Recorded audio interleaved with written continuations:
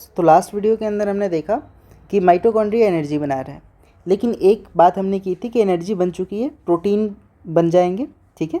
लेकिन इन सबको ट्रैवल कैसे कराएंगे, ठीक है। तो हमने कहा था कि यहाँ जो मेन एंट्री होती है वो होती है एंडोप्लाज्मिक रेटिकुलम की। तो अब एंडोप्लाज्मिक रेटिकुलम को समझो, ठीक है। तो ये मान लो एंडोप्लाज्मिक रेटिकुलम है, ठीक है। Endoplasmic reticulum is like a transport network, ठीक है, जो पूरे सेल के अंदर फैला हुआ है, ठीक है। ये जो रोड का नेटवर्क है पूरे सेल के अंदर फैला हुआ है, ठीक है, और पूरे सेल के अंदर ट्रांसपोर्ट कर रहा है। अब अगर मैं इसके स्ट्रक्चर की बात करूं कि कैसा दिखाई देता है हमारा एंडोप्लाज्मिक रेटिकुलम, तो मैं कहूँगा कि endoplasmic reticulum is a irregular network, ठीक है। तो एंडोप्लाज्मिक रेटिकुलम कैसा है?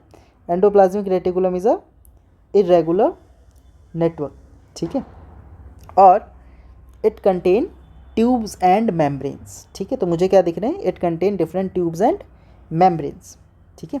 So it contain different tubes and membranes, और ये ट्यूब्स एंड मेम्ब्रेन करते क्या है बेसिकली, ठीक है। So they basically separate the material, और you can say transport the material throughout the cell, ठीक है। सो ये ट्यूब्स एंड मेम्ब्रेन ट्रांसपोर्ट कर रहे हैं चीज़ें थ्रू आउट द साइटोप्लाज्म। अब मैंने कहा कि ये ट्रांसपोर्ट कर रहे हैं थ्रू आउट द साइटोप्लाज्म, इसका ये मतलब है that they are present throughout the cytoplasm, ठीक है, और you can say they are spread throughout the cytoplasm. तब ये क्या कर पाते हैं कि हर एक पार्ट तक चीज़ों को लेके जा पाते हैं, ठीक है। तो they are spread throughout cytoplasm, ठीक है, पूरे साइटोप्लाज्म के अंदर ये फैले हैं। अच्छा, अब एक और इम्पॉर्टेंट बात, ठीक है, कि मैंने कहा कि ये कनेक्ट होता है तो इसकी अटैचमेंट होती कैसे है, ठीक है, ये प्रेजेंट कहाँ होता है।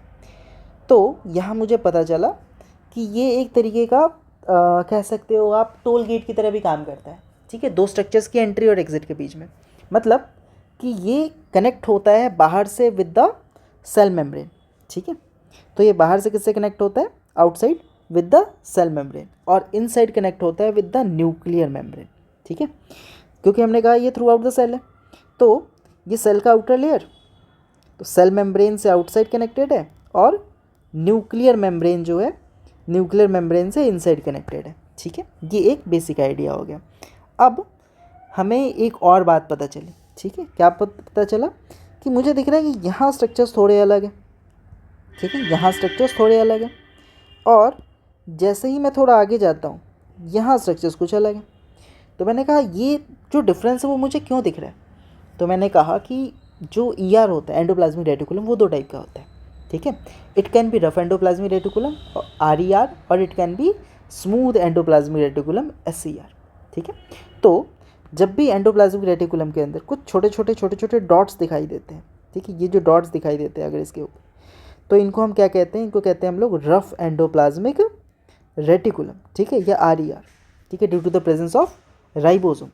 और अगर इनके ऊपर वही सेम डॉट्स मुझे अगर नहीं दिखाई दिए तो मैं इनको क्या कह देता हूँ? मैं कहता हूँ इनको SCR, ठीक है। क्या ये दो बातें क्लियर है?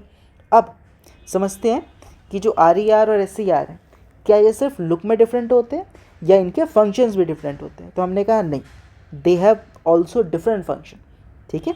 कैसे? तो जो हमारे RER होते हैं, ठीक है, RER होते हैं, इनका काम है प्रोटीन सिंथेसिस करना और ट्रांसपोर्ट करना। क्या करना है? प्रोटीन सिंथेसिस करना और ट्रांसपोर्ट करना,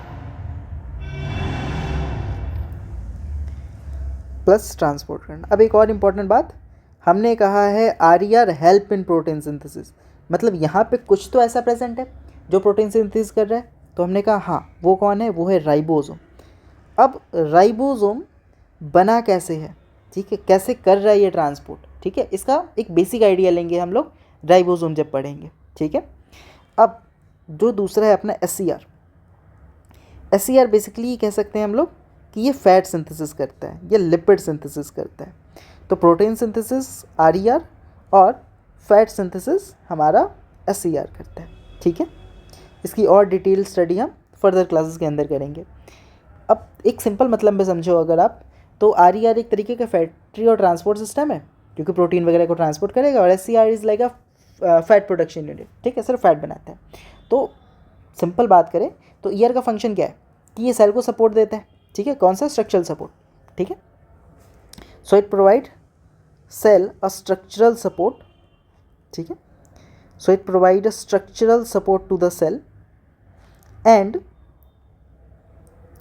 also it transport the substance from one place to other, ठीक है।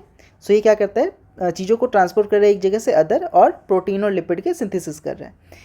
अब यहाँ मुझे एक और इम्पॉर्टेंट और चीज़ पता चली कि जो राइबोसोम बने हैं, ठीक है, या जो राइबोसोम हैं जो प्रोटीन सिंथेसिस कर रहे हैं, वो प्रोटीन कैसे बनाते हैं, ठीक है, और कैसे सेल के काम को कंट्रोल करते हैं। तो नेक्स्ट वीडियो के अंदर हम एक हल्का ब्रीफ आइडिया लेंगे that how ribosome basically form the protein and why protein are important in the body, ठीक है। Thank you.